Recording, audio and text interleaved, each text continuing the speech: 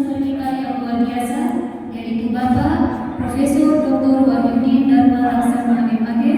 Sesi ini akan dipandu oleh moderator kita yang terhormat Ibu Dr. Uus Putria MESC, dosen program studi hukum ekonomi syariah. Kepada Ibu Dr. Uus Putria kami persilakan.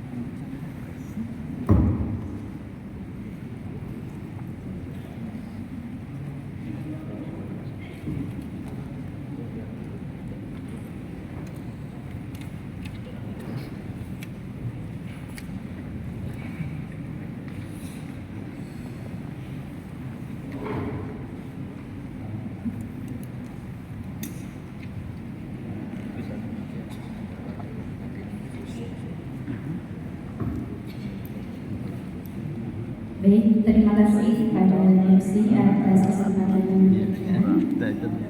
Assalamualaikum warahmatullahi wabarakatuh. Allahumma yaghna wa ikhlas muduna wa islamu sabiruna wa muhammadu syiaruna wa ilullah ala sidqi wa ikhlas wa yakunu wa binullahi kairamani baina ibadihi tawawul yawmin. Hadirin yang berbahagia, sebagaimana kita ketahui stadium general pada kesempatan hari ini yaitu mengusung tema penguatan minat bakat menulis karya ilmiah di kalangan dosen dan mahasiswa. Bapak Ibu hadirin yang berbahagia, kenapa perlu penguatan dalam menulis karya ilmiah? Kalau kita lihat kurangnya budaya membaca itu berpengaruh kepada budaya menulis. Nah, hal ini bisa kita lihat dari banyaknya kita yang lebih suka berkunjung ke mall dan yang berkunjung ke perpustakaan, ya, kita bisa ukur. Nah, dengan menulis kita sedikit tidaknya bisa memunculkan rasa kagum terhadap tulisan yang kita baca, dan pengetahuan kita yang baru dari tulisan itu akan menjadi sebuah ide atau referensi untuk kita berkarya tulis. Nah, dengan demikian kita tinggal meningkatkan, ya, atau mewujudkan hal tersebut menjadi karya yang nyata. Nah, untuk mewujudkan itu kita harus menyimak dengan betul paparan dari narasumber kita hari ini, yaitu Bapak Profesor Dr. Wahyudi Dharma Laksana MAG HCS. Ya, terima kasih Bapak sudah hadir. Beliau merupakan Dekan Fakultas Usuluddin UIN Sunan Gunung Jati Bandung.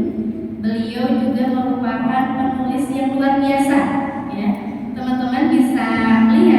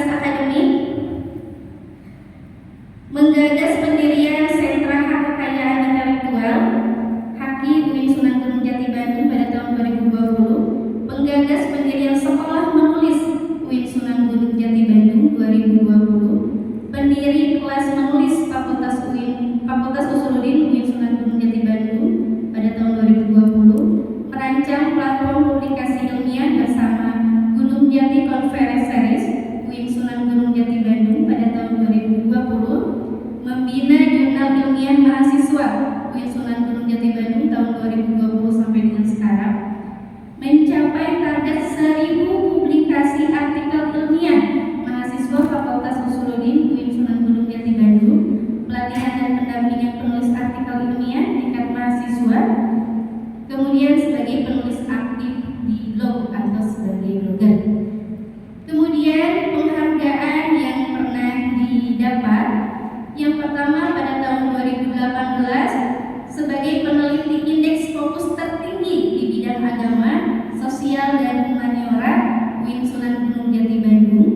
Kemudian top 500 researcher versi Sinta Kementerian Riset dan Teknologi pada tahun 2020, sertifikat kompetensi berstandar internasional dalam studi humaniora.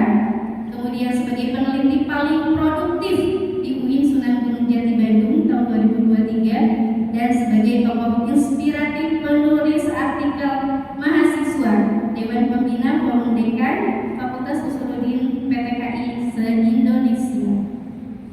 Kemudian pengalaman jabatannya pada tahun 2020 sebagai sekretaris laboratorium Fakultas Usuluddin, kemudian sekretaris pengasuh majalah ilmu agama Islam Mimbar Studi IAIN Sunan Gunung Jati Bandung, sekretaris pusat kajian Islam dan Pranata IAIN Sunan Gunung Jati Bandung, kepala pusat peneliti lintas sektoral pada tahun 2012, sebagai kepala pusat peneliti dan penerbitan lembaga penelitian dan pengabdian kepada masyarakat tahun 2015 sampai 2019. Kemudian penanggung jawab Rumah Jurnal UIN Sunan Gunung Jati Bandung tahun 2021 sampai dengan sekarang. Kemudian sebagai ketua tim percepatan pendirian Fakultas Kedokteran UIN Sunan Gunung Jati Bandung tahun 2022 sampai sekarang. Kemudian sebagai guru besar Fakultas Usuluddin UIN Sunan Gunung Jati Bandung. Hadirin yang berbahagia, untuk lebih efektif dan efisien, kami persilahkan kepada yang terhormat Bapak Profesor Dr. Wahyudin Dharma Laksana MAG CSH untuk menyampaikan materi. Bismillahirrahmanirrahim. Assalamualaikum warahmatullahi wabarakatuh.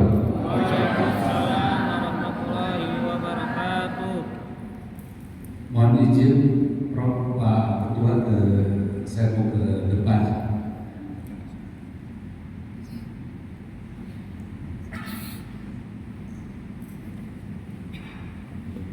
Khusus untuk mahasiswa, semangat. Khusus mahasiswa ya. Karena kalau Bapak dan Ibu dosen pasti itu udah semangat. Mahasiswa semangat. Oke, kalau semangat, ini di awal kita buka dengan pertanyaan yang paling mudah dulu. Siapa yang bisa menyebutkan ketua BPH, ketua STI, dan bukan satu nama lengkapnya? Angkat tangan untuk mahasiswa. Sini, nah, ke depan.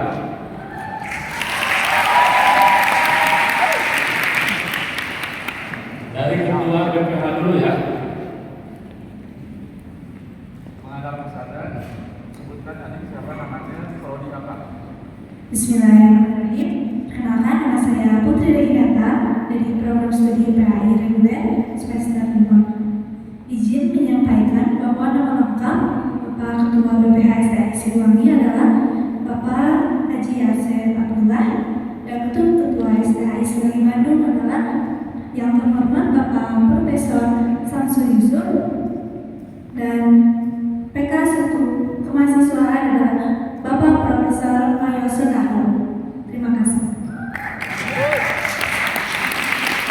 Yang benar, walaupun ada yang belum lagi. Sini dulu. Saya bawa door prize.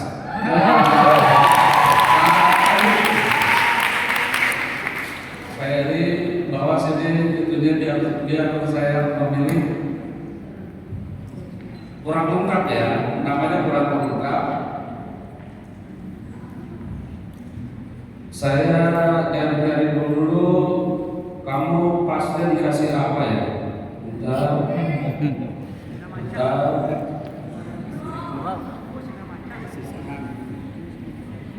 Kita kasih ini.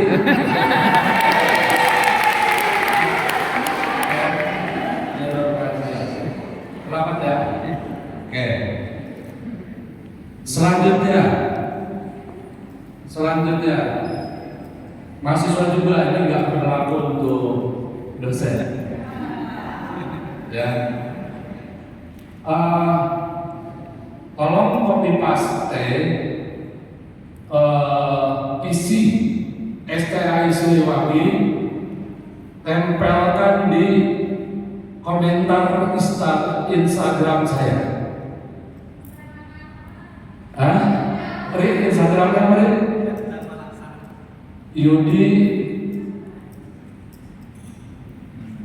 Yudi Dharma Laksana. Instagramnya di situ saya ini yang terakhir untuk kirim reel ya tentang Stadium Jenderal tentang penguatan minat bakat penulis karya ilmiah STAI Siliwangi. Nanti siapa yang duluan bisa menyebutkan visi STAI Siliwangi ya, yang duluan nanti ada door prize juga. Oke? Bisa ini perintahnya bisa ketangkap. Siapa yang duluan kirim komentarnya itu adalah visi STAI Siliwangi di kolom komentar Instagram saya tentang di reel penguatan minat bakat penulis karya ilmiah STAI Siliwangi Bandung. Oke? Nanti kita cek siapa yang duluan dan mungkin sekarang juga udah ada. Sekarang juga pasti udah ada. Tetapi nanti kita cek saja ya.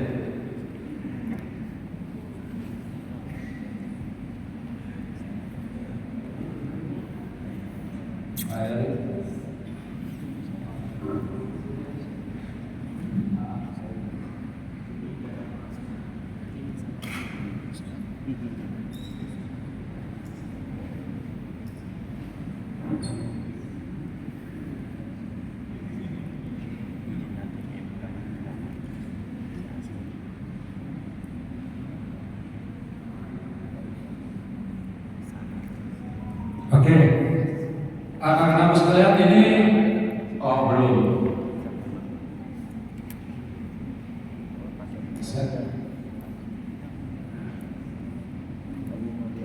Pasti udah ada ya. Siapa yang duluan di situ? Yang merasa duluan nulis komentar. Jadi Pak Ketua BPH sekaligus biar ingat isi STAI Siliwangi-nya, tapi nggak apa-apa, copy paste aja dulu dan untuk dicantumkan di situ.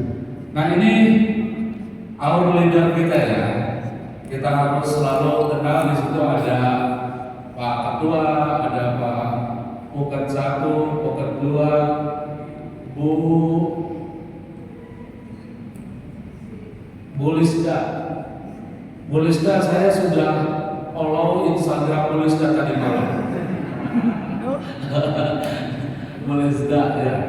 Kemudian juga ada Pak Wardi, ya ada Pak Jaga, Pak Marsudi Fitrowibowo. Marsudi Fitrowibowo ini sudah sangat terkenal. Pak Bukan dulu sekarang masih dulu di PR.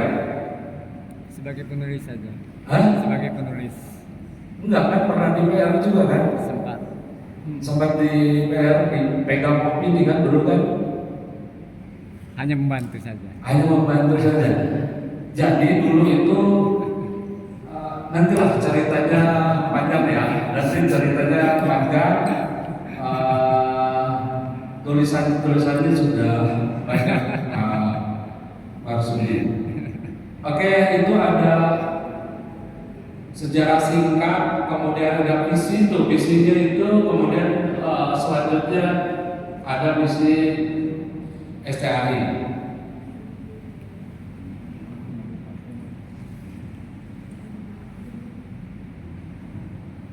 Baik, teman-teman mahasiswa, tadi udah disinggung sama ketua bahwa menulis karya ilmiah itu asik. Ya, Pak Peter nanti bisa membantu karena Pak Marsudi Fitra Wibowo ini sangat apik dan patsun terhadap KBBI yang saya tahu. Jadi asik itu menurut KBBI itu dalam keadaan sibuk melakukan sesuatu dengan gemar, gitu ya. Harus asik dan pasti asik sebenarnya. Mengapa sih nggak asik gitu? Kalau itu menjadi sebuah kegemaran dalam sibuk sekalipun, mahasiswa kan sibuk banget. Saya tahu mahasiswa sibuk banget, waktunya padat banget, tetapi gimana itu bisa menjadi sebuah hal yang asik gitu. Makanya mulai dicoba digemari nanti. Kemudian seru itu dalam KBBI itu artinya bisa memanggil semua orang. Indonesia memanggil untuk menulis, itu pasti, gitu ya. Indonesia memanggil untuk literasi, itu pasti. Mengapa memanggil? Karena ya menulis merupakan sebuah keseruan, wajib menjadi sebuah keseruan. Coba seru mana menulis dengan balap-balapan? Ya seru menulis. Soalnya balap-balapan itu sesuatu yang dilarang, nggak boleh. Pokoknya asik, kemudian seru dan menyenangkan. Menyenangkan itu puas dan lega. Pak Marsudi dulu terbit artikelnya di Opini Pikiran Rakyat pasti puas dan lega. Saya kalau terbit di pernah terbit di Pikiran Rakyat dulu ya Pak Marsudi, saya baca lagi gitu ya. Saya lihat lagi tulisan saya sendiri sampai saya baca 3 kali karena ngerasa puas dan lega. Pasti itu. Kayaknya tidak ada yang bisa selega dan sepuas ketika tulisan kita terbit, gitu ya. Khususnya bagi yang sudah mengalami itu semua. Tadi itu MC bilang bahwa saya sitasinya udah 6.000, itu masih kecil dibanding sitasinya Ketua SKRI Siliwangi Bandung yang sudah mencapai 10.000. Karena kita profesor senior, beliau profesor senior, termasuk Prof. Yosunario juga profesor senior. Saya muridnya, beliau guru saya. Saya tidak akan menjadi doktor kalau tidak ada Prof. Yo. Dan di belakang juga saya lihat ada Bu Dr. Deda. Selamat datang, baru kelihatan sekarang. Ini juga komponen ahli saya yang mempromo out saya menjadi dokter. Terima kasih kepada guru-guru saya semuanya. Menyenangkan, betah, gitu ya. Menulis itu mesti betah gitu. Ukurannya itu aja. Jadi ini yang mahasiswa ini ke cowoknya, lihat deh, kalau dia menulis betah itu tanda-tanda calon suami, gitu ya. Itu tanda-tanda calon suami. Ya sebaliknya mungkin yang cowok juga ke perempuan ini sepertinya betah nih kalau nulis. Wah udah itu mantap gitu. Pak Marsudi ya kan mesti betah kan? Ya mesti betah. Gimana caranya itu betah? Mutlak gitu, harus betah. Selanjutnya gembira ya, mudah. Gak ada yang sulit. Pak dulu waktu nulis opini, Mas Fitra itu mudah kok. Cuman waktunya aja mungkin yang kemudian tidak ada ya. Mudah, sebenarnya mudah. Gak ada yang susah. Kemudian serba mudah dan praktis. Sangat praktis. Jadi penulis itu bukan ada di alam mimpi, bukan ada di langit, karena dia sangat praktis. Ya, pokoknya ini seru banget Indonesia memanggil untuk menulis. Ya, keseruan bagi anak-anak mahasiswa. Oke? Tantangan. Nah, kan sekarang musimnya kita menghadapi tantangan. Pertama, menggugah tekad, kemudian membawa rangsangan untuk terus bekerja, gitu ya. Nah, itu menulis semuanya. Pokoknya kalau anak generasi sekarang tidak mencoba masuk pada literasi atau ruang menulis, maka dia susah akan menemukan keasikan, keseruan, kesenangan, kemudian tantangan yang sesungguhnya. Karena di dunia akademik menulislah kemudian tantangan yang sesungguhnya. Betul ya Bu ya? Betul. Oke, kita lanjut ke slide berikutnya. Regulasi. Kita baca yang terakhir aja. Saya harus cantumkan di sini regulasi karena guru saya pokoknya selalu harus ada di atasnya regulasi. Kebijakan.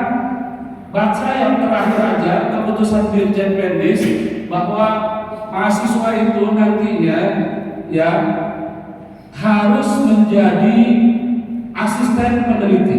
Profil program studi salah satunya selain bidang khusus keilmuan, yang ketiga yaitu semuanya harus menjadi asisten peneliti.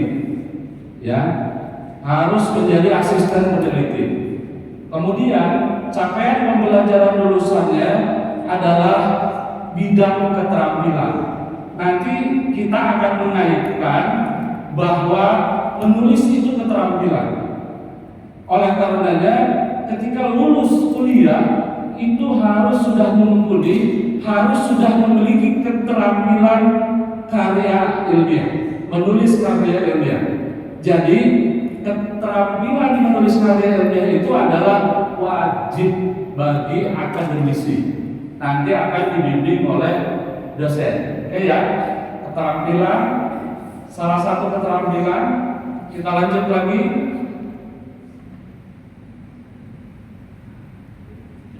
Sepakat atau enggak sepakat, ini berdasarkan pengalaman. Ya, Pak Anas, ini ada Pak Anas. Ini berdasarkan pengalaman. Kesini dulu lah. Jadilah manusia yang paling berbahagia sepenuhnya. Biasanya kalau nggak bahagia, menulis itu nggak tuntas. Tapi tidak ada alasan untuk tidak bahagia, karena bahagia adalah potensi yang diberikan Allah sejak kita dilahirkan. Karenanya dalam keadaan sedih, dalam keadaan gak enak, tetap bahagia, biar bisa terus menulis. Selanjutnya, karya ilmiah itu adalah murni skill. Ya, skill itu apa tadi? Keterampilan. Dia adalah keterampilan. Karena keterampilan yang nggak bisa itu bisa jadi bisa. Nggak bisa menulis, dia bisa jadi bisa.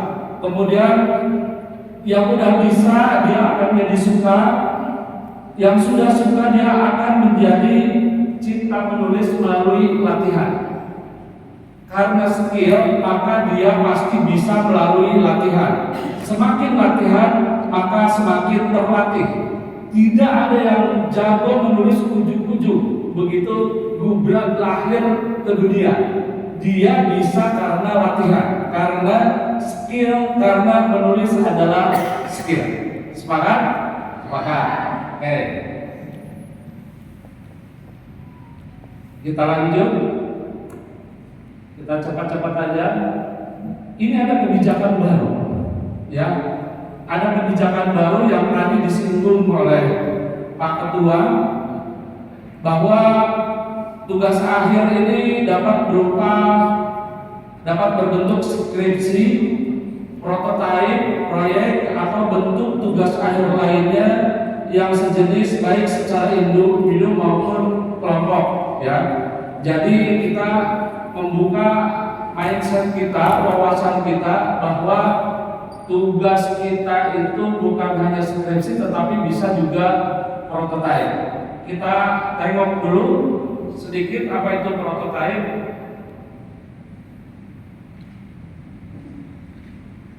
Nah, sepengetahuan saya dan hasil cari-cari saya dari jelajah informasi itu yang disebut dengan prototype. Jadi prototype itu donat ya, bisa kelihatan kan itu gambar donat ya. Nah, bikin donat itu prototype. Sebelum produk sudah disebut prototype.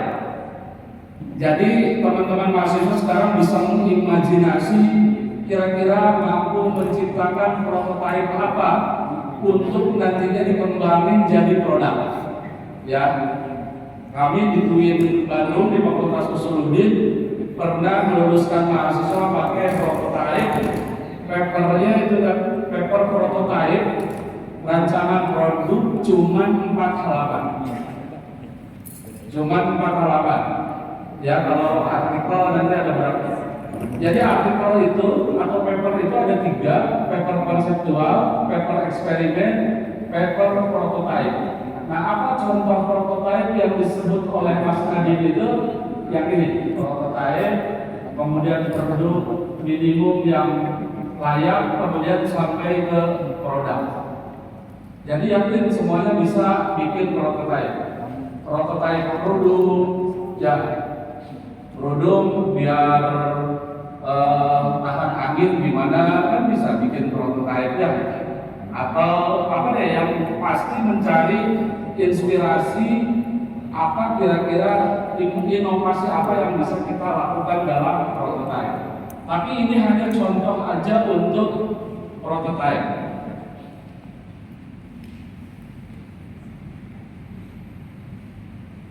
Selanjutnya kita masuk apa itu karya ilmiah. Ya, apa itu karya ilmiah? Karya ilmiah adalah penulisan akademik hasil penelitian. Sudah, itu aja. Jadi penulisan akademiknya untuk istilah ilmiah, kemudian sebagai sebuah karya ilmiah dia harus hasil penelitian. Nah, itu yang harus kita garis bawahi. Jadi penulisan akademik hasil penelitian, ya. Hasil penelitian, penulisan akademik hasil penelitian. Karena nanti berbeda dengan esai misalkan atau dengan makalah, itu bukan hasil penelitian. Selanjutnya, pedoman penelitian penulisan karya ilmiah. Hasil riset menunjukkan hanya 2% mahasiswa yang mengakses pedoman penelitian. Kecil sekali gitu, kecil sekali angkanya. Hanya 2% mahasiswa yang mengakses pedoman penelitian pendidikan tinggi. Selebihnya kemana? Selebihnya ngelihat punya teman. Selebihnya tanya ke kakak tingkat. Selebihnya lagi mungkin cari dari mana. Yang agak ironi adalah ada pedoman STAI Siliwangi, tapi dia menggunakan pedoman UGM misalkan. Itu ironi, ya. Nanti kita akan dorong bersama dosen bagaimana mahasiswa itu memiliki akses terhadap pedoman karena tidak akan bisa meneliti dan tidak akan bisa menulis karya ilmiah kalau mereka tidak membaca pedoman. Ya, membaca pedoman. Sekarang siapa yang tahu apa warna cover buku pedoman STAI Siliwangi? Katakan. Warna covernya doang. Kan ada yang sifatnya online, ya, bukan jilid.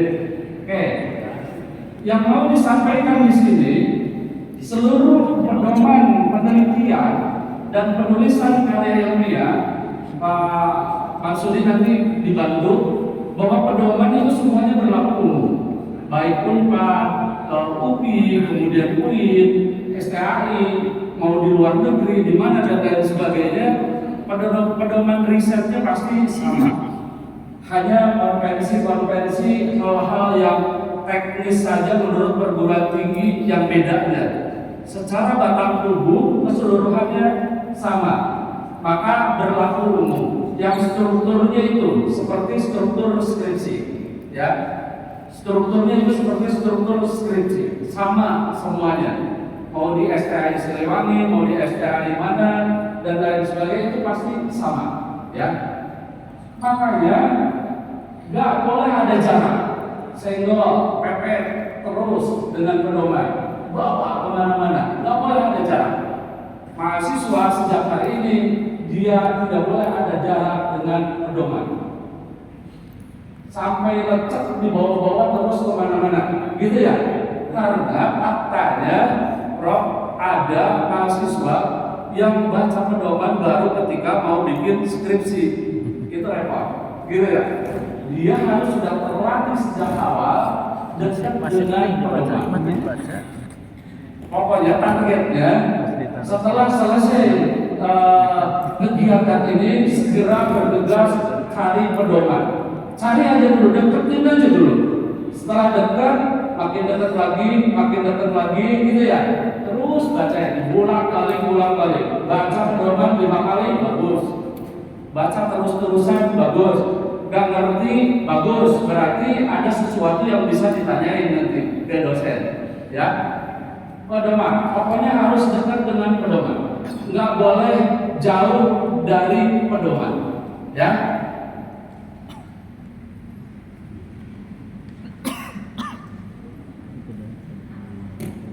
Dari pedoman itu biasanya turun menjadi panduan, ya.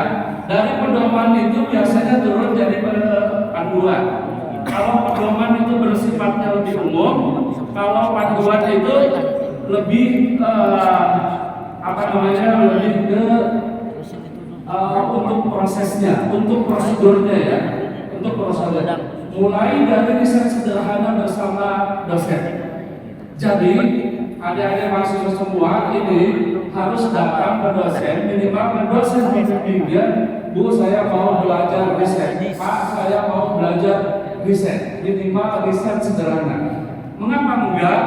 Karena di SMA aja Pak Sudi itu riset sudah ada kan, lab sudah ada. Misalkan yang jurusan biologi, bagaimana dia sekolah punya tanaman toga, kemudian kok ini tumbuh, kok ini nggak tumbuh, kok ini bagus, kan sudah riset kan. Di waktu SMA udah riset kan, riset sederhana udah kan. Nanam kacang itu pernah, nanam kacang jadi kecambah pernah. Nah itu kan riset kan. Oke, mulai dari riset sederhana sejak semester pertama. Jangan-jangan nanti kita tanya ahli tafsir, kita dilahirkan ke dunia ini untuk riset. Dari sejak awal pengen tahu, mah apa ini, itu apa ya, dan lain sebagainya. Jadi itu sudah menjadi sifat manusia, bahwa manusia pasti selalu ingin tahu. Maka lakukanlah riset sederhana, karena nanti jatuh-jatuhnya kita tidak bisa membuat karya ilmiah kalau tidak berbasis riset. Oleh karenanya, seenggaknya riset sederhana. Kalau di PAI misalkan tindakan kelas, ya. Kalau di ekonomi syariah misalkan, ya bank embok, bank apa gitu ya, apa itu bank apa dan lain-lain kayak gitu ya. Riset sederhana, dari mulai hal yang sederhana, dari penasaran, dari tahu dan lain sebagainya, sejak semester pertama dari panduan.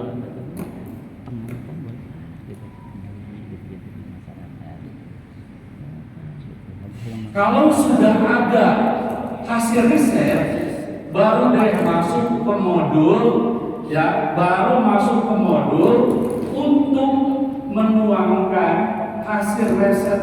menjadi paper, menjadi karya ilmiah, gitu ya.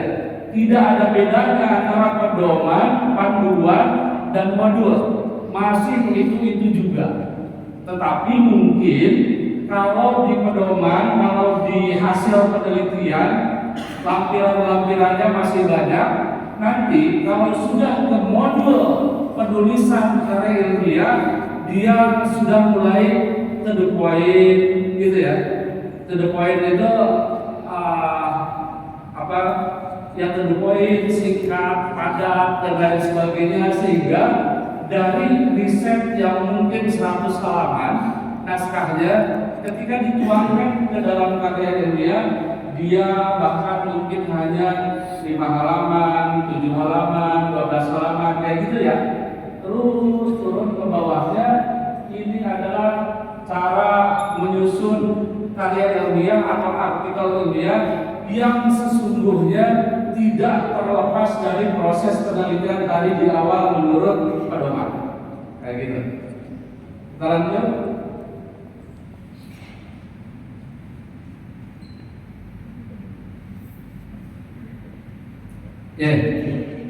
Tadi kan minta dekat ya, jangan berjarak dengan pedoman ya. Jangan berjarak dengan pedoman. Pertama, kita harus dekat dengan Al-Quran karena pedoman umat Islam, gitu ya. Kedua, kita harus dekat dengan pedoman penelitian karena kita sivitas akademik, gitu. Kemana minta ke dosen? Minta. Apabila dekat dengan pedoman, panduan, dan modul, dengan mencoba memulai latihan, maka minimal bikin tugas akhir skripsi pasti lancar. Gitu, sederhananya. Udah ya, masuk ya, dekat ya, mulai dekat nanti ya. Siap? Dekat dengan pedoman? Oke. Kalau jauh dengan pedoman, gak lulus tepat waktu nanti. Ya, tadi udah disebut sama ketua BPH bahwa ya, STHI Siliwangi siap menjadikan sumber daya profesional. Agar menjadi profesional, maka sejak sekarang cari pedoman penelitian. Dekatkan kita pada pedoman penelitian untuk kemudian melaksanakan praktik. Seenggaknya skripsi itu dijamin lancar kalau kita dekat dengan pedoman dan dibaca terus. Selanjutnya,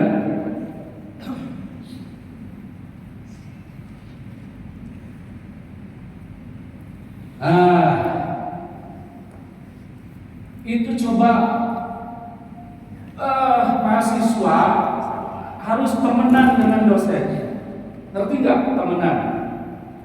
Bisa nggak mahasiswa satu provinsi dengan dosen untuk merumusin topik penelitian? Ya, Pak dosen dan Ibu dosen ini setiap sekali datang skripsi, anak-anak bawa gagasan, kata dosen nanti dulu ya, ini gagasannya asal usang, kan gitu ya. Kemudian itu terus komunikasi korespondensi untuk satu orang punya topik riset minimal yang dia sukai. Mau riset apa? Masa sih nggak ada riset sama sekali? Maka fungsikan dosen pembimbing, datang ke dosen pembimbing. Kamu sedang melaksanakan apa? Bilang, saya sedang melaksanakan proyek riset. Kata Nadiem bahwa mahasiswa nanti harus berbasis proyek. Siapa tahu proyek itulah kemudian yang akan menuntut dia menjadi sarjana. Kayak gitu. Dan mulai besok datang ke dosen pembimbingnya, Pak Bukan boleh konsultasi topik ke dosen ya, ke dosen pembimbing. Saya pengen riset sederhana, kira-kira topik yang pas menurut prodi kami apa ya? Gitu. Cari topik karena topik itu nanti Bapak Ibu dosen, saya ketika latihan menulis artikel ada mazhab UGM. Topik dalam membuat topik ada mazhab UGM, ada mazhab UI, ada mazhabnya Unpad, ada mazhabnya Malaysia. UGM misalkan dimulai dari mana objek formalnya, mana objek materialnya, mana konteksnya, apa metodenya. Oke, yang pasti setiap orang harus memiliki topik tentang riset yang sedang dihadapi. Ya, riset kecil-kecil aja, riset sederhana aja. Misalkan kita lihat tiap hari ada pedagang bubur ayam yang jurusan ekonomi syariah, surveilah berapa anaknya berapa, istrinya pasti satu, nggak mungkin dua, masa bubur dua ya.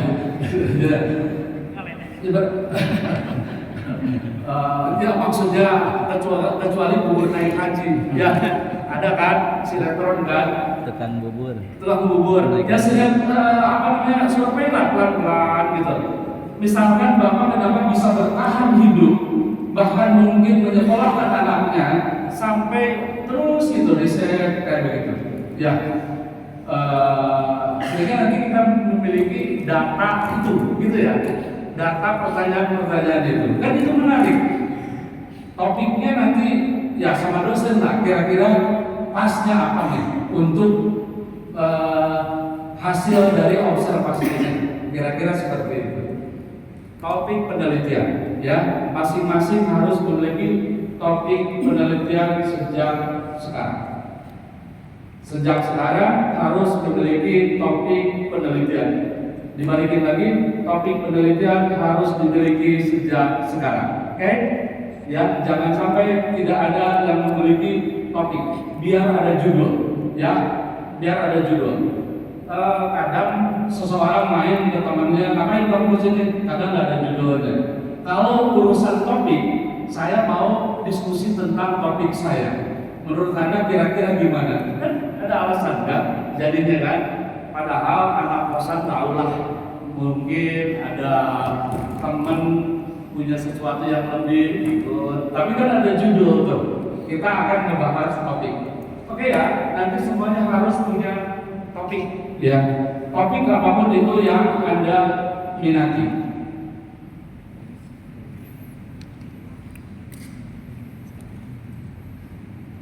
Itu kan sederhana. Mulai dari sekarang typo itu nggak boleh, ya. Typo itu nggak boleh. Mulai dari sekarang. Nanti kan ini anak-anak generasi Z nih. Ada kok aplikasi untuk typo otomatis, ya.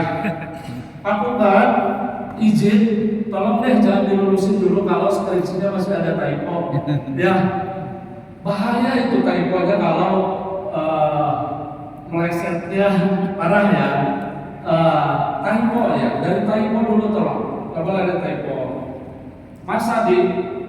Masa tulisan di paper sama dengan WhatsApp yang cuman YG aja, ya gak gitu ya, gak apa dan lain sebagainya kayak gitu. Nanti itu kalau sudah ke kertas, marginnya diatur, typo-nya diatur, huruf kapital juga sudah lupa. Jadi dosen itu menangis kalau mahasiswanya nulis Islam I-nya masih kecil. Nangis itu. Pas mau meriksa skripsi dan lain sebagainya. Aduh kok ini typo-nya banyak. Nulis orang juga, nulis namanya sendiri aja.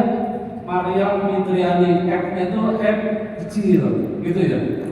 Untuk namanya sendiri aja dikasih kecil. Mestinya kan dia gede, gitu ya.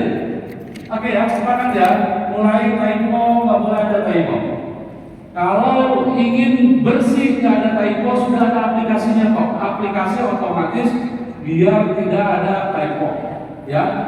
Oke, typo, kemudian udahlah bla bla bla dan lain sebagainya. Oke, jangan mencintai guru bahasa Indonesia, cintai dosen bahasa Indonesia, ya. Sudah belajar bahasa Indonesia sudah? Sudah kuliah? Dapat nilai apa? Hebat luar biasa. Ya, hebat luar biasa. Dapat nilai A. Coba tengok lagi cara bikin kalimat. Pak kayaknya Pak Marsudi bisa bikin kelas menulis Pak, bukan untuk latihan-latihan kalimat. Kan setiap kalimat itu harus efektif, baik kalimat pasif maupun kalimat aktif, kan gitu ya. Latihan, terus latihan bikin kalimat. Wah, jadi seru banget ya. Dari mulai pedoman, panduan, modul, sampai cari topik, kemudian bikin kalimat, sampai ke unit terkecil. Bikin kalimat. Karena Bapak yang berdosen itu pasti menemukan di skripsi itu ada satu kalimat yang belum tuntas. Ada. Belum selesai. Karena tidak diperhatikan SPOK-nya. Apa itu SPOK? Ya, itunya kan diperhatiin, gitu ya. Ada yang nggak tuntas, kemudian nanti belajar ya, ada kembali lagi cintai dosen bahasa Indonesia. Siapa yang dosen bahasa Indonesia di sini? Mau dicintai sama mahasiswanya? Terus latihan bagaimana koherensi, bagaimana kohesi dan lain sebagainya dalam sebuah kalimat, ya. Karena nanti Google Translate itu insya Allah mendekati benar ke bahasa Inggrisnya kalau bahasa Indonesianya sudah baik dan benar, gitu. Kalau kurang bisa pakai bahasa Inggris atau Google Translate. Kalau bahasa Indonesia, kemudian paragraf. Jadi kalau tadi disebut-sebut saya punya paper sekian dan lain sebagainya, belajarnya nggak jauh-jauh. Jadi ini belajar bikin kalimat, bikin paragraf dan lain sebagainya. Oke, kita cintai guru matematika juga, gitu kan? Matematika dan bahasa Indonesia, ya. Harus cinta banget tuh ke Indonesia, karena dia mengajarkan kita gimana pakai kulbi, bahasa yang diakui, bagaimana menggunakan bahasa Indonesia yang baik dan benar dan lain sebagainya. Yuk kita mulai dari sekarang. Seru kan? Indonesia memanggil kan? Ya, Indonesia memanggil untuk menulis. Seru banget. Oke? Paragraf.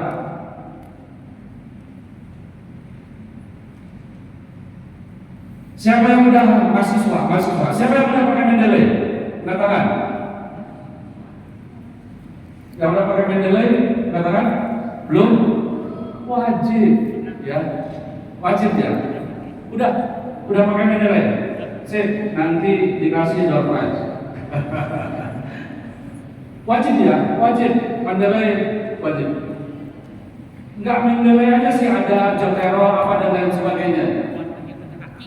Kalau saya ini generasi X. Saya generasi X.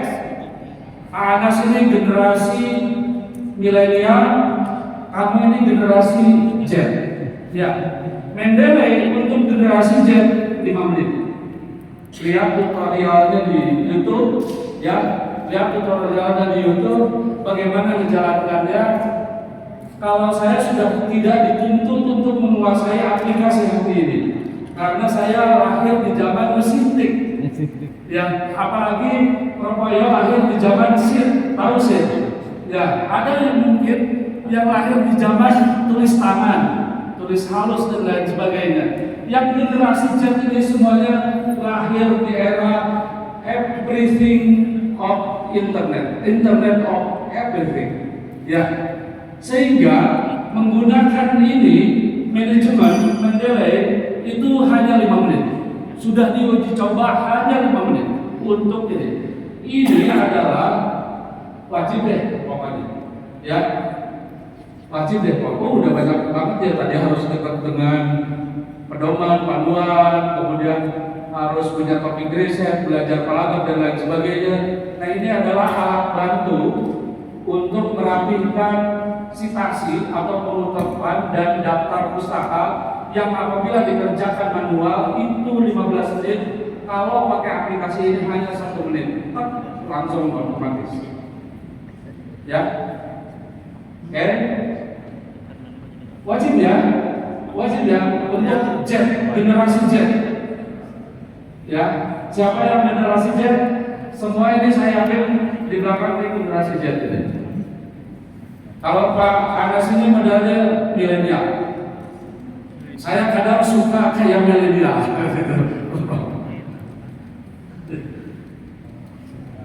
Ya, mentalnya wajib ya.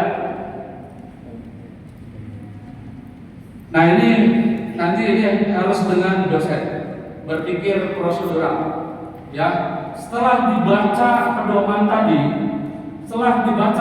tadi, mungkin Anda pusing apa latar belakang, apa itu rumusan masalah, apa itu tinjauan pustaka, apa itu hasil penelitian terdahulu dan lain sebagainya. Nah, kami menyelenggarakan di kelas menulis berpikir prosedural, di mana kutip dari Andrea Martin Armani, jangan mulai dari awal. Maksudnya berpikir prosedural itu ambil dari yang mudah. Tadi kan tantangan kita banyak banget ya. Ambil aja dulu yang mudah, jangan mulai dari awal. Kalau karya ilmiah itu diawali latar belakang, bikin latar belakang itu seminggu suka nggak jadi. Ya, mendingan jangan dari latar belakang dulu, ambil kira-kira dari mana dulu. Mungkin mencari ini pokoknya prosedural, berpikir prosedural yang kemudian mengefektifkan bekerja. Selanjutnya,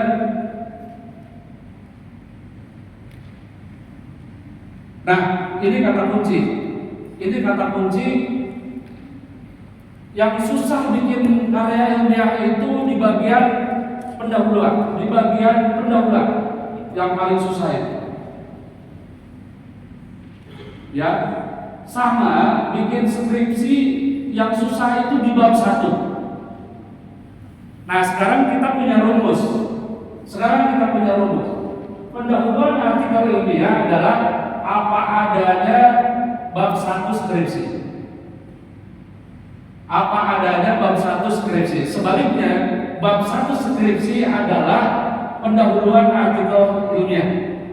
Kalau nggak maju-maju, kalau nggak jalan-jalan menulis karya ilmiah, maka rumusnya seperti itu. Bagaimana menulis pendahuluan? Pendahuluan adalah proposal penelitian. Pendahuluan artikel ilmiah adalah proposal penelitian. Oke, kita cepat-cepat saja karena waktu.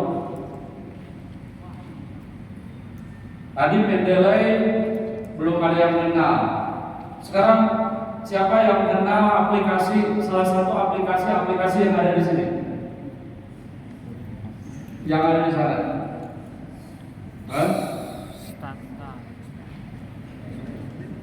Kalau dosen PAI itu udah biasa SPSS ya, Bu ya, sudah biasa ya. Udah biasa ya. Oke. Tadi kan udah sampai proposal ya. Di proposal itu nanti ada metode penelitian untuk mengolah data. Sekarang alat olah data udah banyak banget. Ya, alat olah data udah banyak banget. SPSS itu zaman dulu ya, di UPI dan lain sebagainya pakai SPSS dari mulai manual. Sekarang udah versi berapa kayak gitu ya Bu ya. Dan terus berkembang, ada RStudio, ada NVivo dan lain sebagainya. Coba diakses alat pengolahan data yang dekat dengan prodi kita semua. Kalau NVivo mungkin cocok untuk hukum ekonomi syariah. Kalau RStudio itu cukup untuk kuantitatif statistik ya, RStudio. SPSS biasa ya, untuk statistik juga gitu. Ada deh satu yang kita kuasai. Ada satu yang kita minatin, alat pengolahan data yang diciptakan untuk generasi Z. Ya. Biar olah datanya kemudian menghasilkan data penelitian atau hasil penelitian yang valid, objektif dan lain sebagainya. Banyak PR-nya? Harus banyak. Tetapi ini bukan tugas, melainkan project. Ya, project. Beda antara tugas dengan project.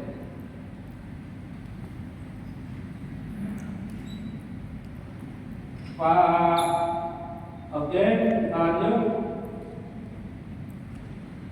Tadi udah diolah tuh kan, datanya udah diolah pakai alat kan. Misalkan tiap hari kita interview si Mang Bubur tadi, gitu ya. Interview terus datanya, kalau yang pakai kuantitatif mungkin diukur pakai skala variabel X, Y, dan lain sebagainya. Yang kuantitatif ya. Terus udah diolah pakai alat RStudio misalkan, ada aja hasilnya, hasil data, hasil olah data ada. Nah maka nanti hasil olah data itu kemudian harus dianalisis, hasil olah data itu harus diinterpretasi. Ya, ini udah bagian akhir. Di akhir berarti hasil latihan menginterpretasi. Kelemahan saya bisa jadi di bagian ini. Kelemahan saya itu bisa jadi di bagian ini. Tapi tulisan-tulisan Pak Marsudi yang di PR itu cocok untuk ditempel di bagian akhir ketika kita menganalisis data yang akurat. Jadi di bagian analisis ini kadang bukan logika induktif-deduktif saja, kadang kita perlu refleksi, kadang intuisi juga diperlukan gitu ya untuk membaca data. Ya coba bayangin ini data penghasilan seminggu sekian, tidak ada pendapatan lain, tapi bisa nguliahin apa dan lain sebagainya, irasional. Makanya ketika diinterpretasi yang tadi ya tukang bubur itu ya, anak saya misalkan satu di ITB, satu jadi tentara, satu jadi apa, padahal dia hanya jualan bubur dari dulu. Dalam hitungan kalkulasi matematis, kuantitatif itu nggak rasional. Oleh karenanya nanti di bagian interpretasi itu, Mas Fitro, itu dibutuhkan refleksi, dibutuhkan sebuah intuisi, yakni kedalaman membaca data hasil penelitian. Jangan-jangan min haitsu la yahtasib berlaku, gitu kan? Teori baru berarti kan sesungguhnya ekonomi tidak ditentukan oleh, gitu ya. Dengan begitu saya menolak teori ekonomi kapitalis karena saya menemukan fakta khususnya di Indonesia ternyata min haitsu la yahtasib itu berlaku. Tinggal bagaimana riset selanjutnya min haitsu la yahtasib itu, Pak, sebenarnya apa sih rahasianya? Gini nak, saya doa dulu, saya tahajud, saya apa? Nah, berkembang lagi penelitiannya. Gitulah maksudnya, terus gitu ya. Oke, ini cepat-cepatan aja bro. Mohon maaf ya, saya malu juga karena saya bicara di depan guru saya, Prof. Wayo ya. Dan jangan menyerah, oke? Gak boleh nyerah, ya. Walaupun sedang muslim, lagu tulus, lagu apa ya, ya. Jangan dulu kalah, ya. Terus jangan menyerah, jangan bekerja, bikin draft. Pokoknya minimal selama kuliah 4 tahun itu 1 draft. Masa iya sih 1 draft? Selebihnya waktu-waktu yang lainnya dibuat untuk ngedraft apa tuh, gitu kan? Coba bikin draft 1 topik, gitu ya. Bikin draft 1 topik tadi ya. Kan tadi menarik banget tuh tentang tukang bubur juga ya. Itu menarik. Terus draftnya tuh bolak-balik. Seru itu, makanya serunya tuh seru bolak-balik. Ngebenerin typo-nya, ngebenerin bahasa Indonesianya, ngebenerin paragrafnya, gitu ya. Jangan melihat hasilnya, tapi nikmati prosesnya. Ya. Terus jangan nyerah, ayo semangat. Udah jadi draftnya, udah jadi draftnya. Kalau udah, Sabit itu kirim. Ya. Nah ini yang tadi saya bercerita, Mas Fitro itu terbit terus di PR.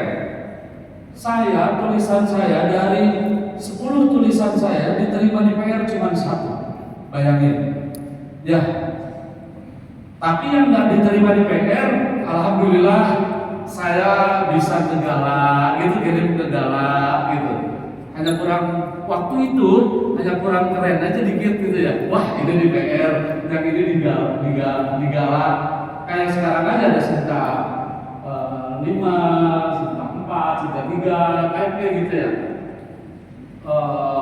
Saya itu sampai tulisan Mas Fitro itu dulu, gimana sih bisa tembus ke PR? Saya ambil semuanya. Zaman dulu belum di scan ya, masih ketikan dikasihin kayak gitu ya. Gimana sih? Oh komposisinya seperti ini, oh ininya begini kan gitu. Pokoknya saya kalah oleh Mas Fitro itu. Lihat tulisan hari ini, ya tulisannya hari ini yang tulisannya di PR banyak sekali. Saya pernah sekali-kali itu juga saya digandong oleh Bang Kianes ketika itu. Aduh, ini nggak tembus terus. Ya sudahlah, saya dibonceng oleh Becky ketika itu. Sama, ini berarti era sebelum ada jurnal ya, kita di opini. Terus ya, udah diterima enak banget. Kita jangan bicara jurnal dulu, bicara koran dulu. Diterima di Kompas aja udah lega, bahagia tuh. Kompas itu biasanya begini. Mohon maaf ya, tulisan Anda tidak bisa kami terbitkan karena tulisan Anda bla bla bla bla bla bla, atur nuhun gitu ya. Terima kasih, tidak dimuat juga ngasih catatan bahwa kurangnya ini gitu. Jadi memang perjuangan, saya tahu banget orang yang berjuang kemudian terbit. Gitu ya, itu perjuangan. Aseptif itu diterima. Editornya kemudian nerima paper tersebut. Akhirnya Anda boleh kayak Ronaldo, Anda boleh kayak pemain bola siapapun, setelah gol terbit selebrasi. Insya Allah ketua BPH, ketua SKI, UKEP juga itu ada apa orang-orangnya begini, itu Pak papernya terbit, oh ya bagus, gitu kan? Gitu ya. Selebrasi kalau sudah publish, sudah terbit, silakan selebrasi. Pasti itu menyenangkan. Mas Fitro senang banget kan? Pas begitu terbit, udah senang banget kan? Ya, oke. Itu namanya korespondensi. Ya, jangan punya pikiran sesuatu ke dosen. Kalau dosen menjawab WA lambat, slow respon, hanya read doang. Karena tidak ada kewajiban dosen membalas WhatsApp dalam peraturan apapun. Itu hubungan pribadi. Ya, itu hubungan pribadi.